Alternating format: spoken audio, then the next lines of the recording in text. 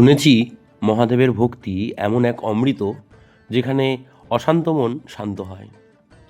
ভোলেনাথের সামনে বসে ভক্তরা তাদের দুঃখ কষ্ট ও লোভ সব ছেড়ে দেয়, কারণ শিব এমনই এক শক্তি যে সব বন্ধনকে ভেঙে দেয় আর সব বিপদকে আশীর্বাদে বদলে দেয়।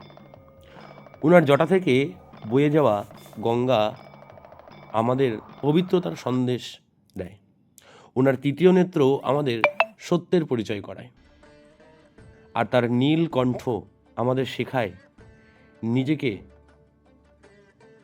নিজে বিষ পান করেও অন্যদের অমৃত দেওয়া মানুষের ধর্ম। আরও শুনেছি যারা সত্যি শিবভক্ত হয়, মহাদেব তাদের জন্য রক্ষক, পথপ্রদর্শক ও সহায়ক হয়ে সাথে থাকে। সামনে নতুন বছর আসছে, আমি তোমার কাছে এটুকুই চাইছি বাবা, যেমন ছিলে সেমনই থাকো আমার কাছে, আমার হয়ে। হর হর মহাদেব।